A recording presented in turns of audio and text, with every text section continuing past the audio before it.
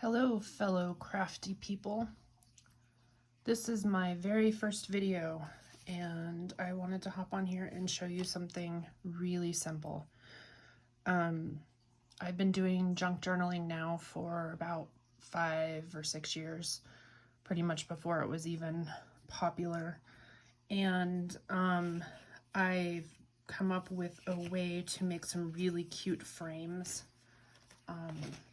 Just with paper strips that you have laying around. You know how most of the borders on paper have this strip that is not really part of the paper because it has a hole in it. So I just cut those off and then use them for the frames. Here's a bag of all the strips. I'm not making a very good dent in it. I'm trying, but there's a lot. So I like to do like coordinating colors for these. Like these are all kind of blue hues. And then let's see.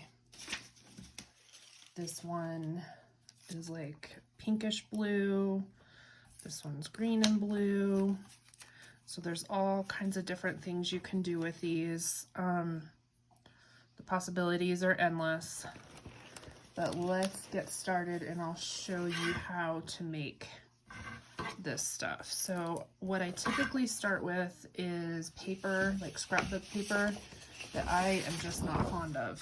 Like this, I'm not ever going to use this.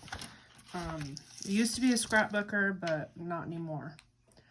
So I would take this down to like frame size, just because it's easier to work with, not for any other reason besides that.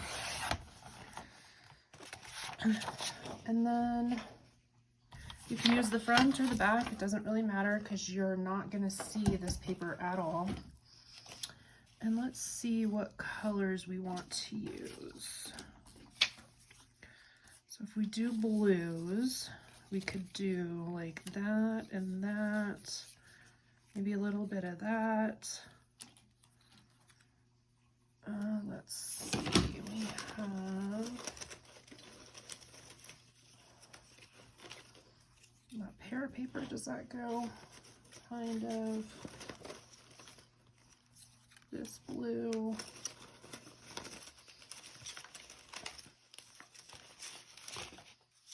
Let's see.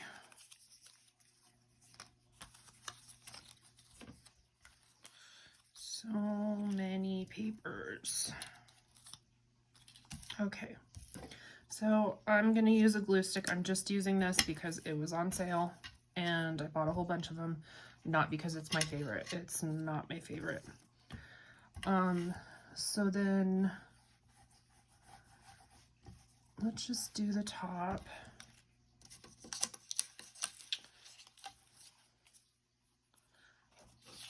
And then let's cut off a piece of this blue.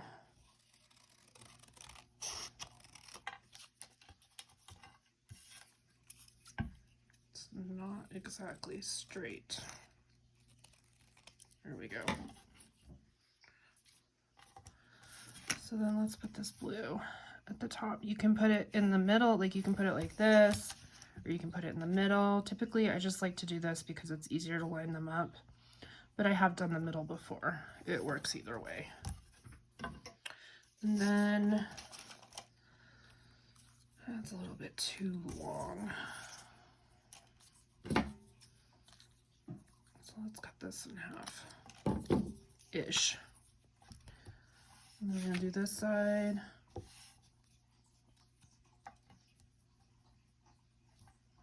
And this purple glue does dry clear.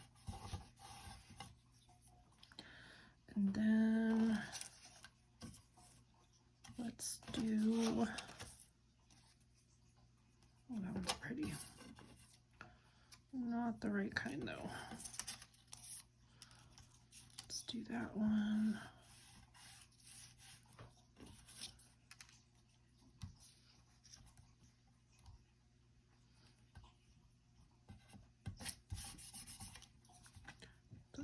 look straight. There we go. And then let's do what do I have here?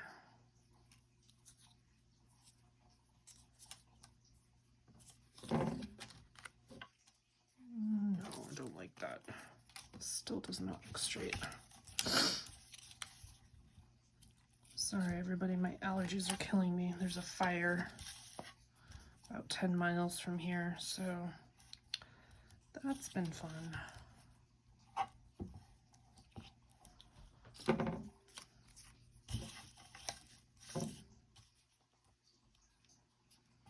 And then we'll just put this pear one here, and I'm not even going to try to like line that up because it doesn't really make a difference. And then this is still not straight. Okay. Let's try that again. I think it's these banners are throwing me off.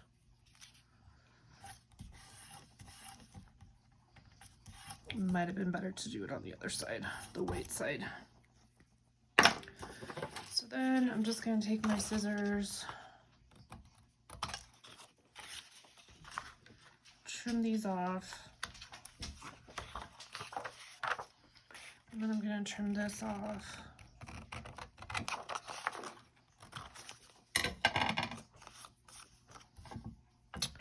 And then I'm going to take my X-Acto knife. Typically I wait till these are dry to do this just because it's easier. And, oops.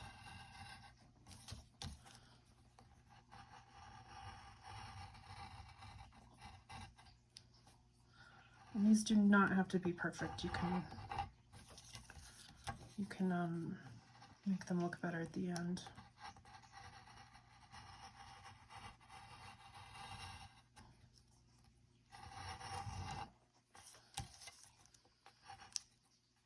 Corners always get me.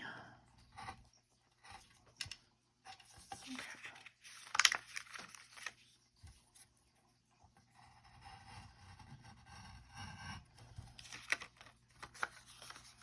There we go.